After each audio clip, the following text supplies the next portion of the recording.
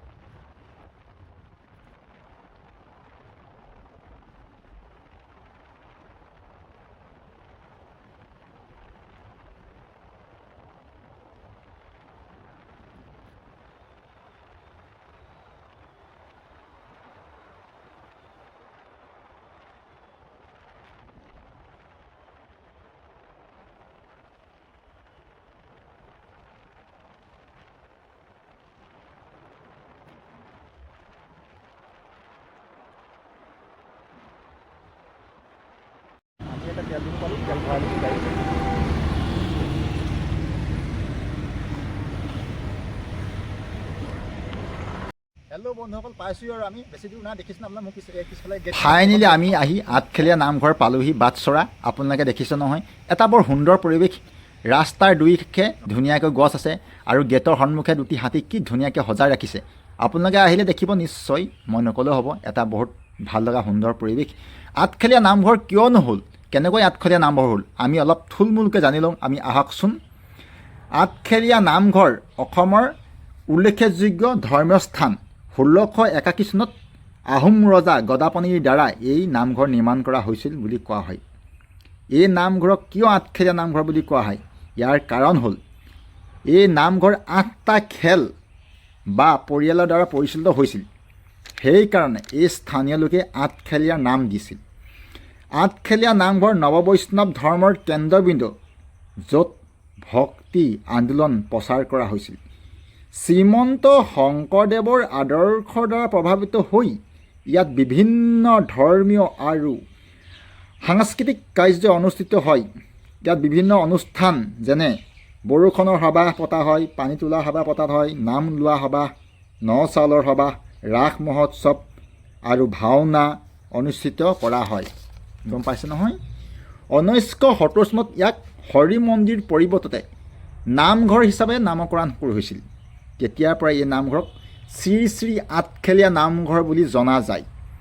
আঠখেলীয়া নামঘৰ অসমীয়া ধৰ্মীয় লোকৰ হৃদয়ত সদায় অতি গুৰুত্বপূৰ্ণ স্থান দখল কৰি আহিছে। উত্তৰ পূৰ্বাঞ্চলৰ উল্লেখযোগ্য ধৰ্মীয় স্থানসমূহৰ ভিতৰত অন্যতম গোলাঘাট জিলাৰ ঘিলাধাৰী, মকৰং, কাকডোঙা এই তিনিখন উচ্চাশ্ৰী থকা সংগমৰ স্থানত অৱস্থিত। আঠখেলীয়া নামঘৰ গোলাঘাট চহৰৰ পৰা প্ৰায় 20 কিলোমিটাৰ দূৰত ঘিলাধাৰী মৌজাৰ বচা গাঁৱত অৱস্থিত। আঠখেলীয়া নামঘৰ পৰিচালনা কৰা 8টা খেলৰ ভিতৰত আছে বচাকুৰি, বৈৰাকুৰি, ব্ৰহ্মণকুৰি, নাঙলকুৰি, শলাকুৰি, কছাৰীকুৰি, বৰাহীকুৰি আৰু কাকতিকুৰি। সেইকাৰণে আঠখেলীয়া নামঘৰ বুলি কোৱা হয়। আপোনালোকে নিশ্চয় বুজি পালে নহয় আঠখেলীয়া নামঘৰ বুলি কোৱা কাৰণটো কি। এটা মানে সুন্দৰ পৰিৱেশ, চাৰিওফালে গছ গছনিয়ে ভৰি আছে। আপোনালোকে আহিলে নিশ্চয় গম পাব। ভাদ মাহত ইয়াত মানে মানুহে ভিৰ হৈ থাকে, কিন্তু আমি মানে এই ভাদ মাহত আগতেই গৈছিলোঁ, মানে ভাদ সোমোৱা নাছিলে। আমি তালৈ শাওণ আহাৰ মাহত গৈছিলোঁ। তেতিয়া মানুহ মানে ভিৰটো যথেষ্ট কম, আৰু এনেই ভাদ মাহত মানুহ ভিৰ থাকে প্ৰায়।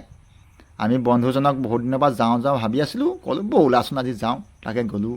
আৰু চাই ভালেই লাগিলে, বহুত ভাল লাগিলে। আপোনালোকে পাৰিলে আহিব, ভাদ মাহত আহিব। ভাদ মাহত আহিলে মানে বহুত বেছি ভাল লাগে ইয়াত। তাৰপিছত ইয়াতে সেই দেখিছেনে আপোনাৰ ফলকখন, ইয়াত কেতিয়া নামঘৰ স্থাপন কৰা হৈছিল, আঠখেলৰ ৰাইজে কেনেকৈ কি হৈছিল, এই ফলকবিলাক এইবিলাক কথা লিখি থোৱা আছে। আপোনালোকে আহিলে দেখিব। দেখিছে নামঘৰৰ পুনৰ নিৰ্মাণ, এই নামঘৰ নিৰ্মাণৰ বিষয়ে লিখা আছে। আৰু এই পুখুৰীকেইটা আপোনালোকে দেখিছে যে, এই পুখুৰীকেইটা দেখিছেনে মানুহবিলাক এনেকৈ ধুনীয়াকৈ ছবি চাই আছে। এই পুখুৰীকেইটাত যে বহুত ডাঙৰ ডাঙৰ কাছ আছে, দেখিছে নহয়। এইবিলাক কাছবিলাক ইমান ধুনীয়া লাগে দেখিবলৈ। বহুত ডাঙৰ ডাঙৰ কাছ আছে। আৰু যদি আপোনালোকে কিবা তাত খাবলৈ দিয়ে না, প্ৰসাদ যদি দি দিয়ে না, কাছবিলাক ওপৰলৈ ওলাই আহে। এটা মানে সুন্দৰ পৰিৱেশ, দেখিছে নাই। কাছ ঢেৰ আছে ইয়াত। মানে আপোনাৰ যদি কিবা খাবলৈ দিয়ে না, একদম ওপৰলৈ এনেকৈ লাহেকৈ কাছবিলাক ওলাই আহে, দেখিছে নাই। ইয়াৰ কাছবিলাক চাওকচোন, ইমান সুন্দৰ লাগে কাছবিলাক দেখিবলৈ। আহিব কেতিয়াবা আপোনালোকে, বহুত ভাল লাগে। আপোনালোকে গাড়ীৰ কাৰণে চিন্তা নাই। এই ৰাস্তাটোত গাড়ী মানে গোলাঘাটৰ মেইন টাউনৰ পৰা আপোনালোকে নিজৰ গাড়ী পাবই। নিজৰ ব্যক্তিগত গাড়ী লৈও আহিব পাৰে, বা আপোনালোকে এনেকুৱা লাইন গাড়ীটো আহিব পাৰে। গাড়ীৰ কাৰণে কোনো চিন্তা কৰিব আপোনালোকে কাৰণ নাই। গাড়ী অহৰ্নিশে আহিয়ে থাকে। আপোনালোকে ৰাতিপুৱা যদি সোনকালে যায়, দিনটো মানে আপোনালোকে আৰামত চাই মেলি ঘূৰি আহিব পাৰে। মানে কোনো চিন্তা কৰিবলৈ কাৰণেই নাথাকে। দেখিছেনে মানুহবিলাক কেনেকৈ বহি আছে, ইমান ভাল লাগে। আহিব আপোনাক কেতিয়াবা, দেখিছেনে। ইয়াত চিন্তা কৰিব নালাগে আপোনালোকে, বৰ সুন্দৰকৈ আছে এইটো পুখুৰীটো। মানে একদম শান্তি জেগা আৰু বহুত ভাল লাগে।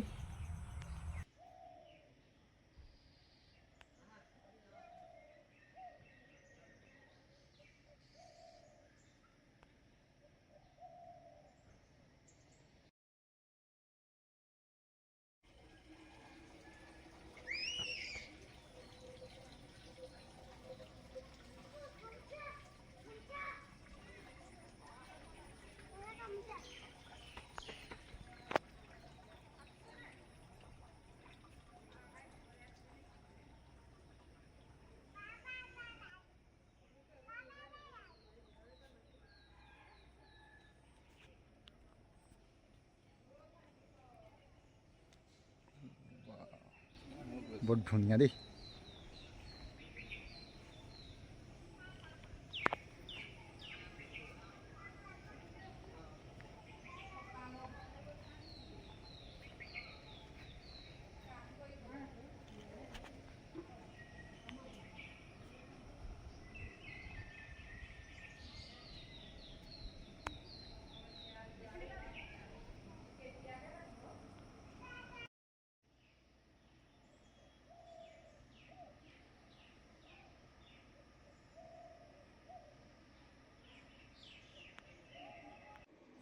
এই বাকচটোত আপোনালোকে যদি পইচা দিম বুলি বিচাৰে, তেতিয়া পইচা দিব পাৰে। এয়া মোৰ পইচাটো তাতে ভৰাই দিছোঁ, আপুনি ইচ্ছা কৰিলে পইচা দিব পাৰে। তাতে সোমাই দিব লাগে পইচাটো। আৰু ইয়াত আছে চাকি জ্বলোৱা জেগা। ভিতৰত, নামঘৰৰ ভিতৰত চাকি জ্বলাব নিদিয়ে। এই নামঘৰ ছাইডতে এডোখৰ নিৰ্দিষ্ট ঠাই একটুকুৰা আছে চাকি জ্বলাবৰ কাৰণে, তাতে চাকি জ্বলাব পাৰিব। তাতে ময়ো চাকি জ্বলাইছোঁ, দেখিছেনে আপোনালোকে। মানে নামঘৰৰ কাষতে কিনাৰতে আছে, ধুনীয়াকৈ চাকি জ্বলা এডোখৰ দীঘলকৈ ঠাই আছে, আপোনালোকে তাতে চাকি জ্বলাব পাৰিব। নামঘৰৰ ভিতৰত চাকি জ্বলিব নিদিয়ে মানে দেই, নিষেধ আছে এইটো, দেখিছে নহয়। এয়া আপোনালোকে আহিলে গমেই পাব, দেখিছেনে। বৰ দীঘলকৈ দিছে, তাতে ধুনীয়াকৈ চাকি জ্বলাব পাৰিব আপোনালোকে। এয়া হৈছে নামঘৰ সন্মুখত, দেখিলে কি সুন্দৰ, দেখিছে না। শৰাইখন ইমান ধুনীয়াকৈ সজাই থৈছে, মানে চাই থাকিবৰ মন যায়। আৰু ওপৰখন দেখিছোঁ ডিজাইনটো ইমান ধুনীয়া, দেখিছেনে। মই ক্ৰমান্বয়ে ভিতৰলৈ সোমাই গৈছোঁ, আপোনালোকে চাই থাকক। সেয়া ভিতৰখন বৰ সুন্দৰকৈ সজাইছে।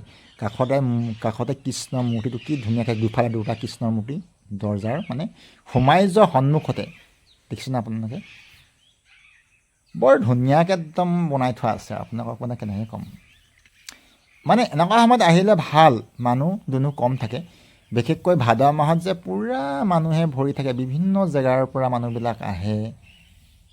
এতিয়া আৰু মানে এইটো ছিজনত মানে যদি আপোনালোকে আহাৰ বা শাওণমহীয়া যায়, তেতিয়া মানুহ পায়, কিন্তু ইমান মানুহ নাই। আপোনালোকে মানে আৰামত ধুনীয়াকৈ যাব পাৰে, তেতিয়া মানে কোনো টেনশ্যন নাই, ধুনীয়াকৈ গৈ চাই মেলি ঘূৰি ধুনীয়াকৈ আহিব পাৰিব। তেতিয়া মানে কি মানুহ ভিৰ নহয়, এনেই গৈ ভাল লাগে সেইটো সময়ত।